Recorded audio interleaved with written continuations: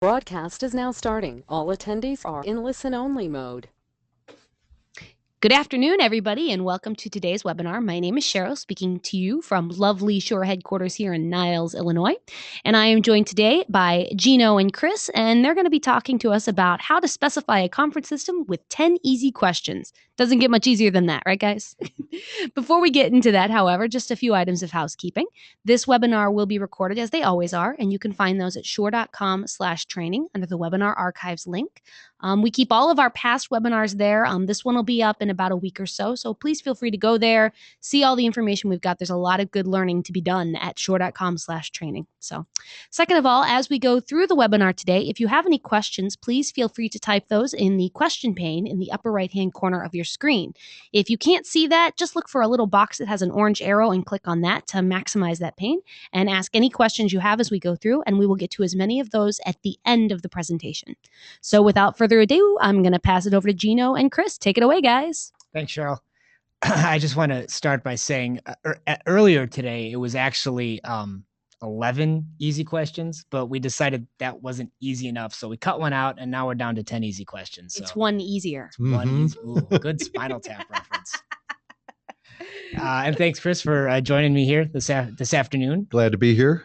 Chris is one of our resident experts on conference and discussion systems, which is what we are going to discuss today. If you're not aware, a couple of years ago, Shure purchased the company known as DIS, or Danish Interpretation Systems, and brought their product line into the Shure product line. And they have been in the conferencing business for over 60 years. So quite a good history and experience there with that company that kind of came over to the Shure product line here. And so we've been now distributing the products in the Americas for a couple of years. And I think we've learned a few things in the meantime, and we're going to try to share with you what we've learned about these systems that will hopefully make it easier for you to specify the systems here. And that's really what it comes down to with these systems, the key element to making sure everything works and ultimately making sure we have happy customers in the long run is kind of finding out how the customer intends to use the system. And that's what most of these questions revolve around. A sort of common occurrence that we've gotten over in the systems support group is someone will send us a list of DIS equipment and say, does this look good? And say, sure. Looks great. But really, there's no way to really know if that's a complete quote. I mean, ultimately, that's what someone's looking for, is a complete quote. Like, is this a complete system that will do what the customer wants? And that's sort of the key question, right? Is what does the customer want to do? And then we can look at it and say, okay, you have all the right parts and pieces and you don't. These systems are extremely modular and very flexible, and they can do just about anything you want to do, but you really have to know what the end game is or what the intended usage is, so we can figure that out. So we'll spend a couple of minutes up front here talking about what these systems are. There's sometimes some confusion around these terms, conference and discussion, and what they mean. And then we'll look just real quickly at the Shure product lineup, which of course includes the DIS products, and then get into those 10 very important questions. Right. And one thing we've learned, you spoke of things we've learned over the years, is there's really two kinds of sound systems when it comes to meetings. The traditional one is the sort of one-to-many format where you've got a presenter or maybe a panel discussion, but it's people up in the front of the room and they're talking to the people in the audience. So the sound is pretty much going in one direction. You mic the people at the front of the room. You orient your PA system so that the speakers are facing away from the microphones and toward the audience, and you're done. Works just fine. But in a lot of cases, depending on the format of the meeting, you might have more of a many-to-many arrangement where everybody is both a talker and a listener. Sort of everybody's a presenter. And it's further complicated in situations where the table is arranged in such a way that it's a circle or an oval or an elliptical shape so that everybody can see each other clearly. That makes it tough because now, if we put our PA system speakers on the outside wall of the room, they're facing in towards the microphones, which complicates our gain before feedback issues. So it becomes very difficult to construct a PA system and observe good practices of microphone and loudspeaker placement. And the real advantage fundamentally of conference and discussion systems is something very simple, that The microphone is right in front of the person speaking, the gooseneck mic, and the loudspeaker is directly in front of the user, very close to them also. And as we both know from our gain before feedback seminars that we've had in the past, if you want a great gain before feedback ratio, put the microphone close to the talker, put the loudspeaker close to the listener, and that's a great starting point to make everything work well. And it works great in this situation too. So that self-contained integrated PA system is one of the fundamental appealing factors of a discussion and a conference system.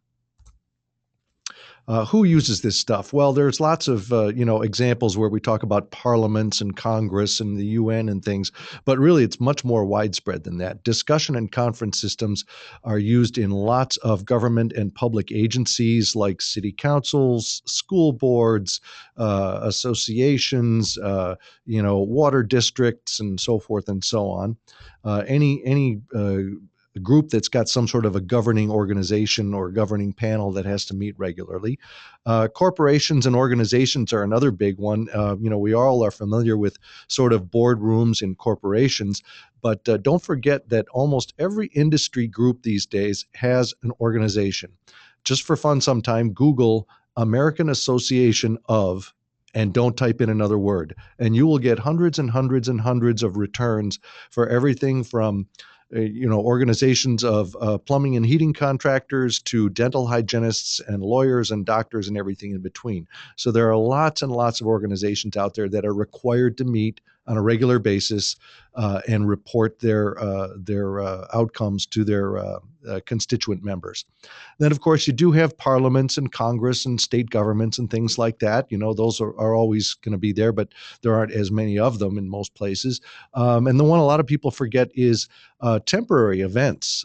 Lots of these big associations and trade organizations hold conferences once or twice a year or every couple of years where they actually meet and conduct business. And it's almost like a big shareholders meeting where, people speak, people vote, and there are lots of participants. And in some cases, these are thousands of people. So that's another place where the advantages of a discussion or conference system can really be a benefit. And it's worth talking about when we say discussion and conference, we're really making a fairly fine distinction here, but it's worth kind of pointing out. When we talk about a discussion, we're talking about a meeting where people get together to exchange ideas. And the structure of it is fairly informal. The speech is free-flowing. People get to talk whenever they want to. And really the only rules governing the meeting are just standard professional behavior. When we talk about a conference, though, we're really using that term to carry with it an assortment of different constraints and ideas. One is that the purpose is sort of a threefold purpose. Number one, debate something. Number two, come to a decision or a resolution. And number three, document what was said and who said it and how they voted.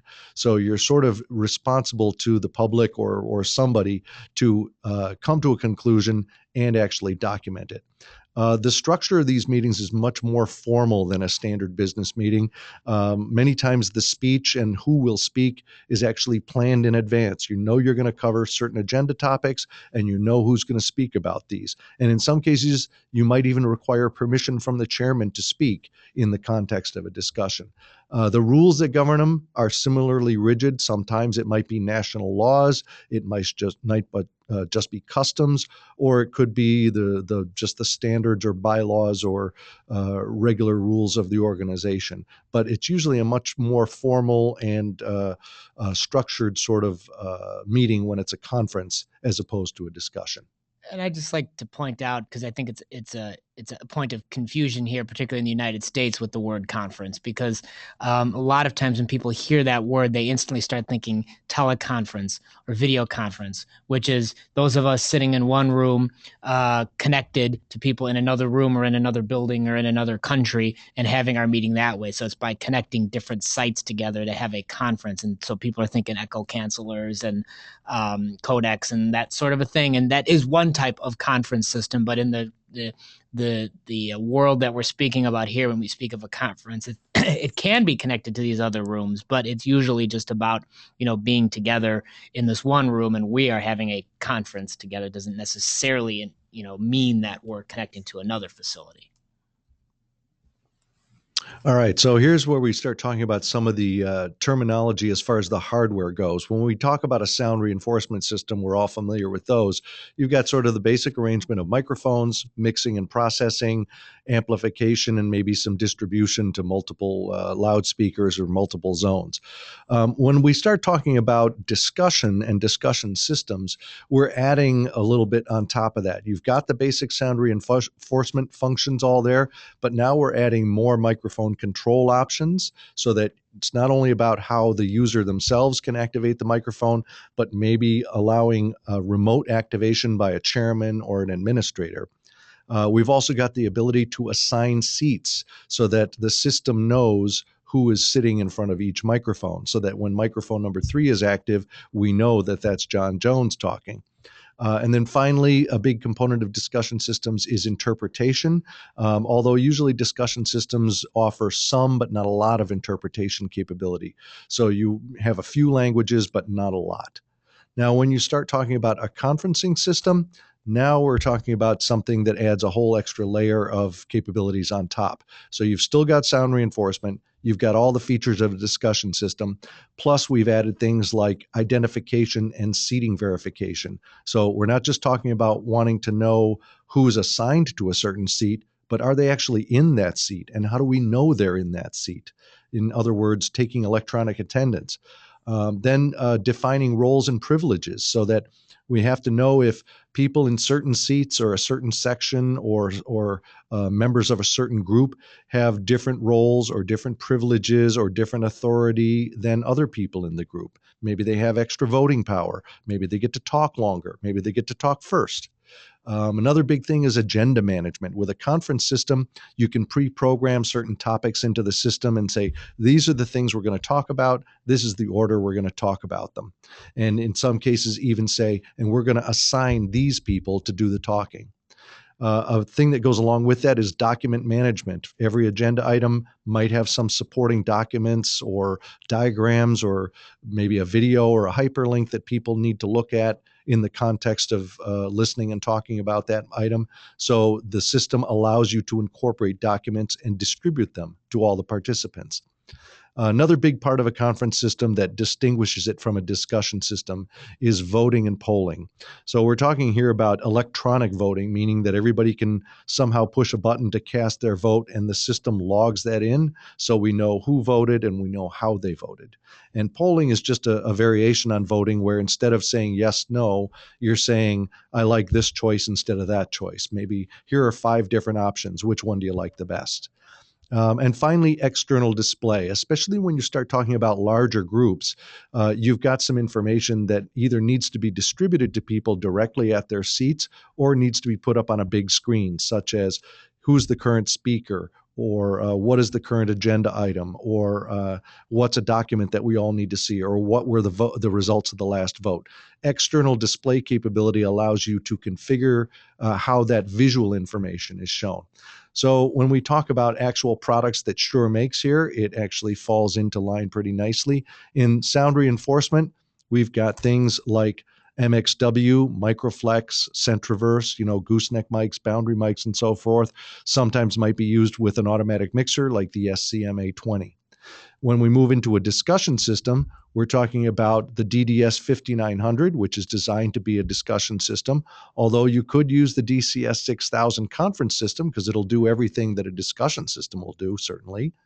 And when you move into a true conference system with all those extra capabilities, that's when you really want the DCS 6000. It's designed with a modular approach so that all of those different capabilities can be implemented, configured, and customized exactly in the right way to meet exactly the specific needs of the user.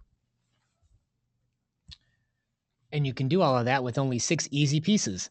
And actually even maybe less than that because some of them are optional. But this is kind of a good way to look at these systems too, sometimes an advantage that, it's not maybe clear from what we've just talked about so far, but is how simple they are to get set up and working, particularly in a portable application where you need to get a sound system up and running very quickly. There's no dragging in power amps and loudspeakers and mixers and all this other kind of stuff, because you can have a functioning discussion system up and running with just the central unit, some cabling, and the delegate units, and that's all it takes to get a system up and running. So in any of these discussion or conference systems, you're always going to have one central unit, which is really kind of the brains of the operation. That's the rack mount piece that kind of runs and powers the whole system. So the delegate units do not have to have power run to them or batteries put in them or anything like that. They simply tap all of their power off of the central unit. And then it connects together using shielded Cat5e or Cat6 cable. I'll say that again, shielded Cat5e or Cat6 cables. We don't want to see any plastic connectors in any of these. Are the ones at Walgreens shielded? I don't think they are. Do they sell those at Walgreens? I don't think they are. No. And it sounds like we're kind of, beating the horse here a little bit, but this is kind of a big deal with these systems, actually. I mean, I know it a lot of times people go, oh, great, Cat5, we got tons of that stuff rolled up in the back here or whatever. But yes, that's true, but this is a little different than hooking up, your network at home, or even a network in an office somewhere that's purely relying on data. Because when you're talking about unshielded cabling in these types of systems, or even compromised cabling, you can get away with a lot more on a data network, a lot more mistakes, because if a packet gets dropped, you send it again, But when you're talking about real-time audio communication, packet loss becomes a much bigger problem. You don't want to have data getting corrupted on the line, because that basically makes the system not function. We actually highly encourage using the pre-made DIS cables, which of course are available through Shure now, because they are not only tested, but they're actually certified, which is different from just, getting your cable checker out and checking for continuity. There's actually a certification standard for these cables, and they have to be certified cables in order to work with the system. So, not to knock anybody's ability to make cables or anything like that, but more often than not, when someone has a problem with these systems, we say, did you make your own cables? Yeah. Okay. Try one of our cables. Does it work now? Yeah. Okay. So, that's just something to keep in mind when you're looking at these systems. At least for the patch cables that interconnect the delegate units, we highly recommend using our pre-made cables on that. Okay. That soapboxes. I'll get off that now and move on. So going down to the optional things there, if there's interpretation happening in the system, then you would want to get interpreter sets, of course, to translate into the other languages. Then you can add an infrared audio distribution system so that attendees can listen to different languages. So you can use the infrared system there to broadcast however many languages you might happen to have going on, and then participants can wear the infrared receivers. That's kind of for listen-only participants. All of the delegate units have a headphone jack on them. I shouldn't say all of them, but the vast majority of them have a headphone jack on them, so you can listen to the different languages. But for people in the gallery section, they might use the IR system for that. And then, of course, the big one is adding the software. All of the DIS systems have an embedded browser-based GUI that gives you some limited microphone control and setup capabilities, but on the 6000 series, the SW6000 software really expands the capabilities to get into most of those higher level functions that Chris was talking about. When you're looking at a true conference system, are kind of unlocked when you add in SW6000 to the equation. So I don't want to spend a lot of time on the differences between our two systems here. There's actually an archived webinar on our website that kind of goes through a little more detail on these two systems. But when you're looking at the DDS, which the D for the middle D being for discussion on the 5900, or DCS 6000 conference system, it really comes down to three things. First one, how many units do you need? The 5900 supports up to 250 conference units for one system, with the 6000 up to 3800. That's a big deal. The second thing is, how many languages do you need? Again, the 5900 gives you some limited interpretation capability for 2 languages. 6000 can support up to 31 interpretation languages. And then one of the biggest thing too, which is kind of listed here as a complete meeting management tool, which is true. A lot of that comes down to, do you need to vote or not? Because there are many applications, particularly again in the US, where 250 units is more than enough, right? We don't maybe even need interpretation at all, but we need voting. you're in the 6,000 series. So that's always an important question to ask. If someone, buys one of these systems under the assumption that they're going to vote with it, but they buy the 5,900 to save a little bit of money, they're going to end up out of luck there. So that's something that's worth investigating. We should point out too, voting means different things to different organizations. If you want to do just simple voting where people push a button and the system shows the chairman that, all right, 6 people voted yes, 2 people voted no, but you don't know who voted how, that might be sufficient. But in a lot of cases, it has to get a little bit more structured than that. And what we're really talking about is not only adding up the votes, but calculating whether or not the measure passes using some sort of predetermined formula that you can enter. And it also means knowing who voted, which means the system needs to know who's who and who's where. And it also means what were they voting on so that we can assign votes to a particular topic. So really, we talk about voting like it's a standalone feature, but really it's very closely tied with the whole concept of having the delegates logged into the system and also having the agenda logged into the system. Those 3 things all kind of go hand in hand. But sometimes it's hard to know what people really want. Oh my, did we just work 2 Spinal Tap references into a discussion and conferencing webinar? Which means we only need a couple of more and we're good. So, we've all dealt with clients where, they say they want a sound system, but they have a real hard time articulating exactly what it is they want and need because they don't really know what's possible. They don't know the language. So you have to sort of sometimes dig and prod and poke in order to get enough information out of them to figure out what is it they really want to do and how do they want to go about it.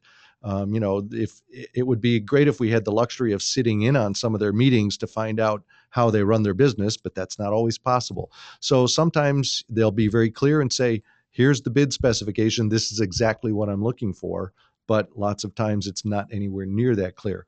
So we've come up with a list of 10 questions that you can ask a client when specifying a discussion or conference system to get a much better idea of exactly what things do you need and not need, and hopefully avoid surprises later.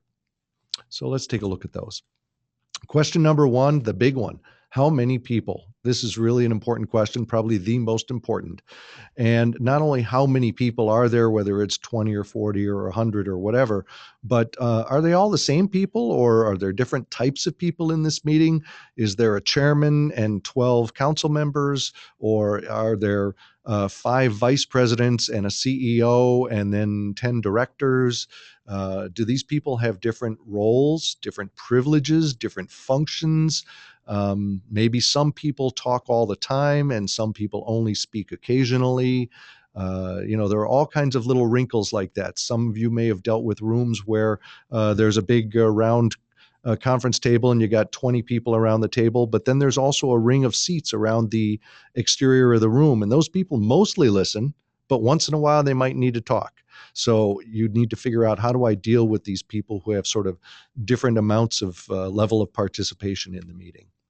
And I'll point out too that sometimes how many people you have doesn't necessarily translate into how many delegate units you need, because you can support 2 delegates per station in some of these applications too. So again, you definitely need to know how many people you have, but then look at the units you're considering and decide like, okay, then how many conference units do we need, again, based on how they want to run their meeting. So you have to, again, dig a little bit and find out, is that okay, or does everybody need to have their own specific unit? These are all good questions to ask. So speaking of talking with them about how they intend to use the system, again, this is a big one here, because there are a number of different ways that the user can interact with the microphone. And it may sound like kind of a bizarre question, because it's like, how to interact with I talk into it. That's how I interact with the microphone.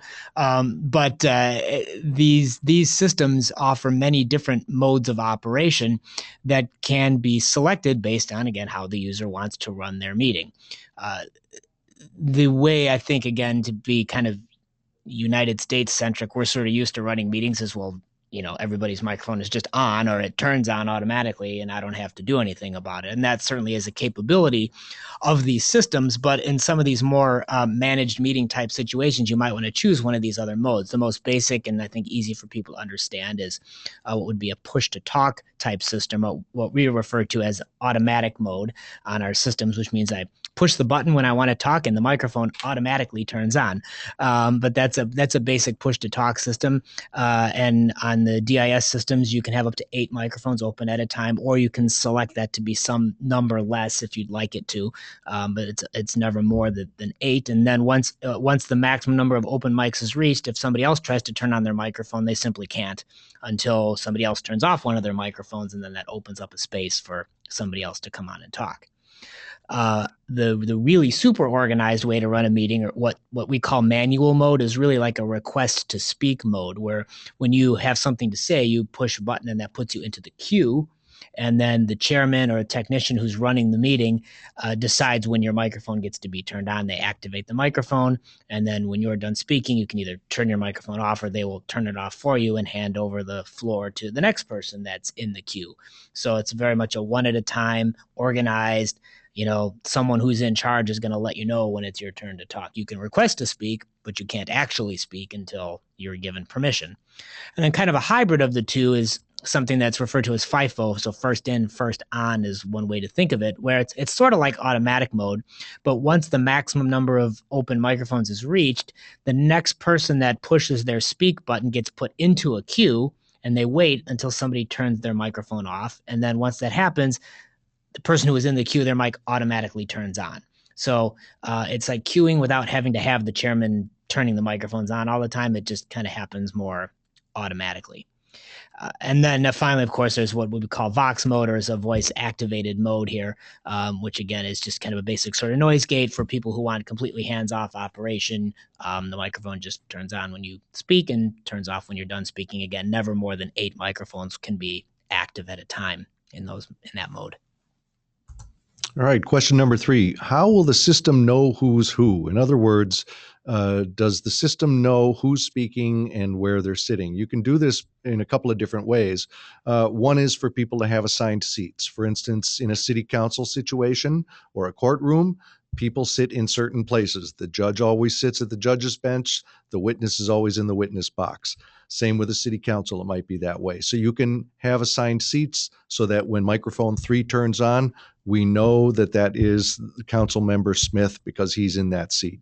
Or you could have it set up so that they log in either using a PIN code or even like a smart card, chip card thing where they slide a card into a slot in the side of the microphone. That way, they can theoretically sit anywhere that they want, and the system knows by the PIN code or the chip card where are they and who are they. And that can be important because that way, when they are speaking, we know who's speaking. And when people cast votes, we know who it was that cast that vote.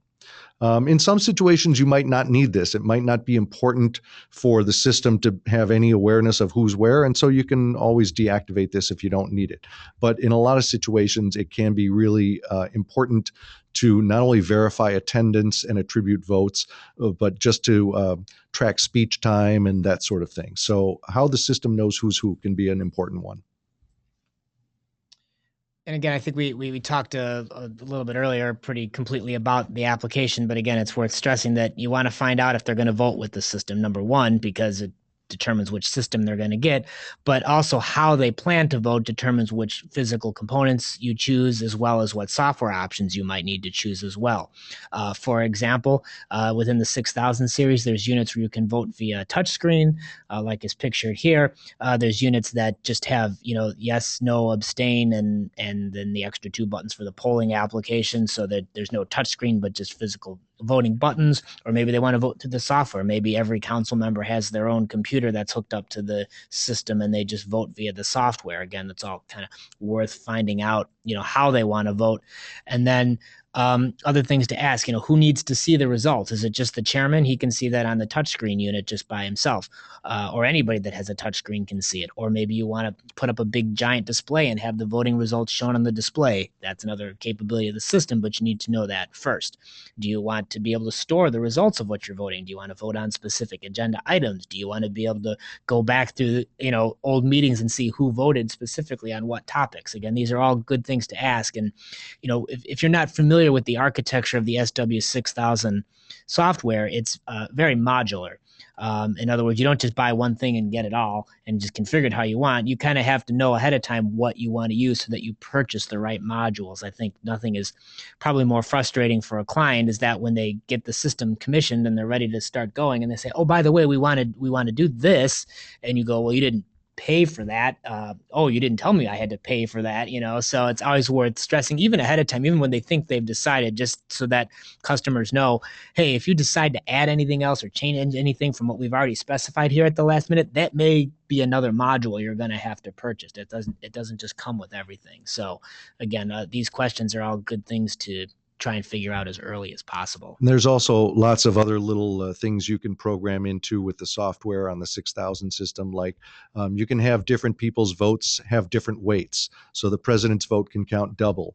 Or if it's a Fortune 500 company and it's a stockholders meeting, the weight of votes might need to be coordinated with how many shares people own. You could also set it up so that different agenda items have different formulas for deciding does the vote pass or not. Maybe on one item, it's a simple majority. Maybe on a different item, it has to be a 3/5 majority. You enter that information in the system, and then it calculates knowing whether or not the system passed, the vote passed, based on the correct formula. All right. Do they need interpretation? This is an important one in many parts of the world, maybe not something we always think about here in the States, but certainly for our friends up in Canada. And the important question is, how many languages do they need? Is it just, 2 languages, 3, 10? If it's truly an international global type of conference, it might be 30 languages or so. And of course, there are some logistical issues too, like where will the interpreter sit? They do need to be isolated from the rest of the conference members. So that means they're either in their own special room or perhaps in temporary booths set up at the back of the conference room. And typically there are 2 interpreters per language. So you need to accommodate both of them so that they can, relieve each other when they need to take a break. And the interpretation can get a little more complicated if you've got many languages, and some of the languages are perhaps a little more unique or a little less common. And in cases like that, the interpreter system can do something called relay, where an interpreter who speaks Croatian might be able to translate from Croatian into English, but not from Croatian into German.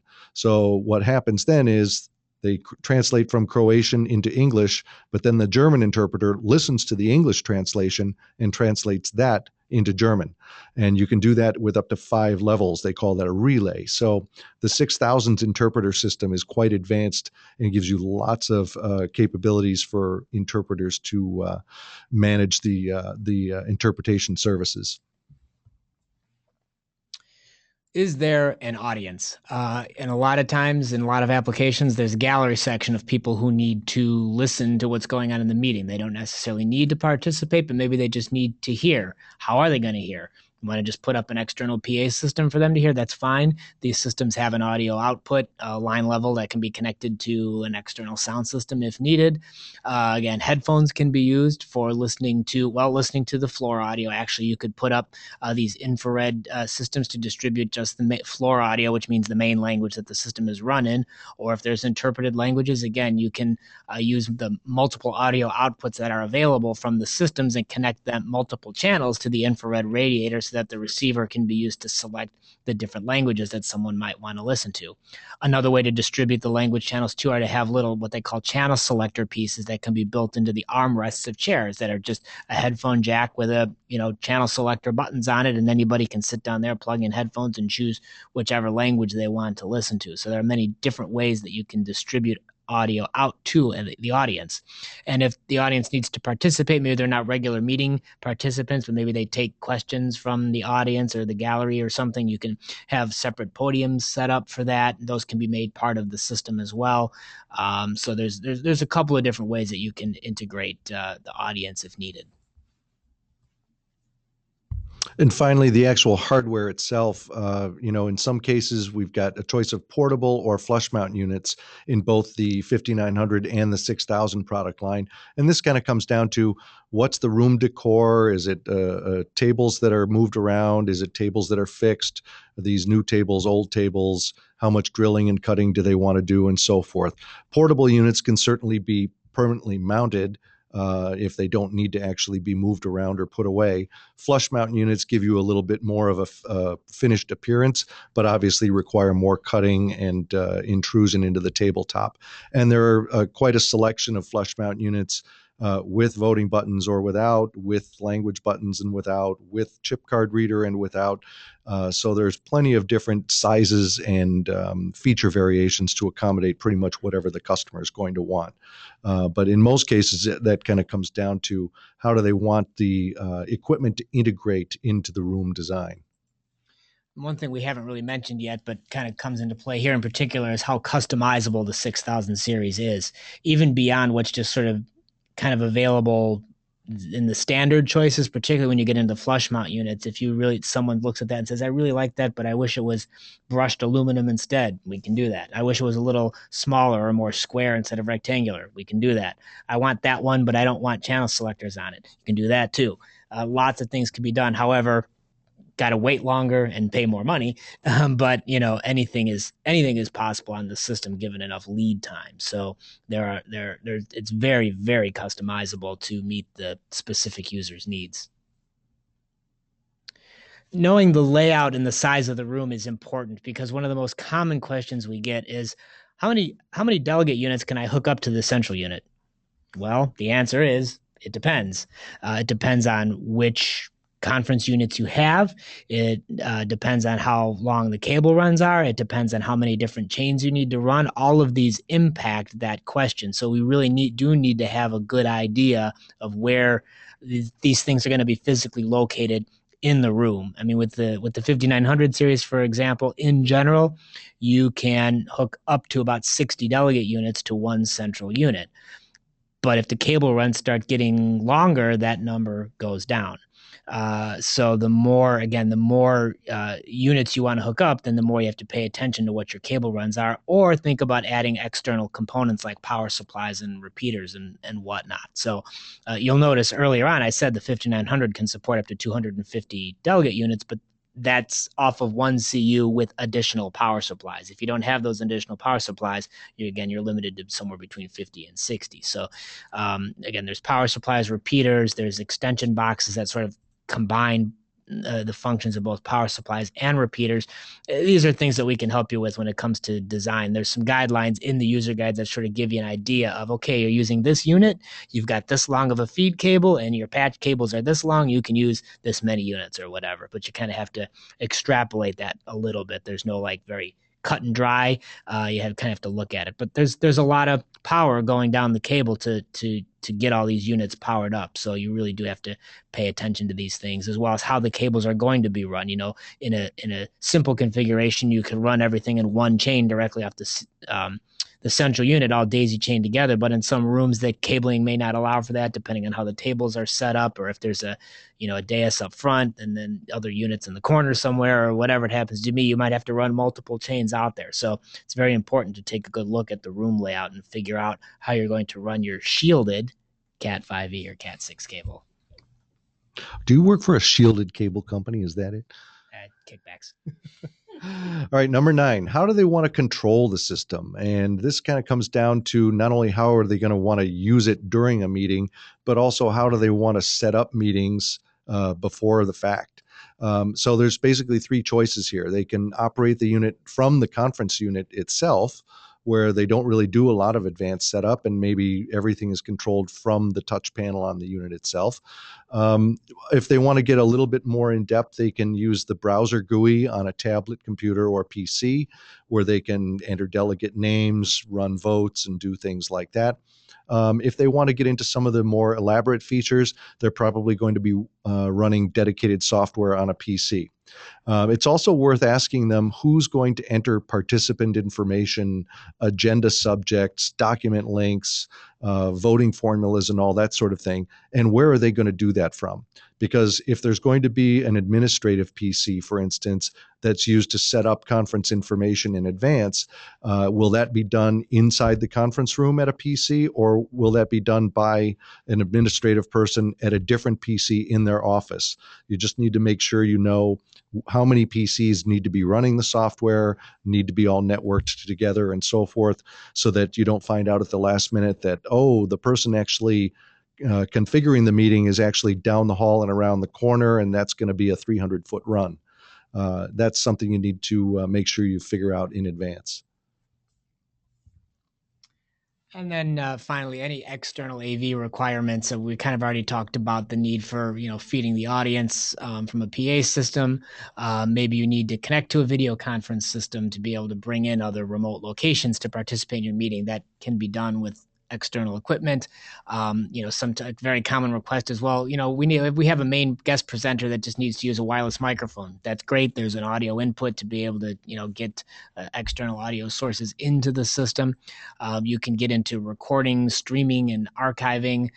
Those are all, different data that can be exported from the meetings and imported into those kinds of systems, sometimes even started and stopped from within the software. So again, these are all, just things worth finding out, if someone wants to do it. And if they do want to do it, how does it get implemented? So kind of maybe a more minor point at the 10th one here, but still something that's worth talking about. So all that's to say, if you need help with any of these topics, we have a group here at Shure that is dedicated to helping support all of our sort of conferencing and integration type products. That's the Systems Support Group, which you can email at systemsupport@shure.com or call the phone number there, and we'll be happy to help you out with this stuff. In fact, we prefer that you do. Again, there's nothing more frustrating, I think, for everyone than when someone is on site going, well, the customer, they want to do X, Y, Z, and I know the system can do it. And we look at it and go, yeah, but you didn't buy the components to make X, Y, Z happen. So, give us a chance to help you out, and we'll make sure that everything works out correctly. Cheryl? All right, great. Lots of great information. And I would sort of reiterate what Gino just said. Write down that number if you're working with these systems, because those guys know what they're doing and you probably will need their help.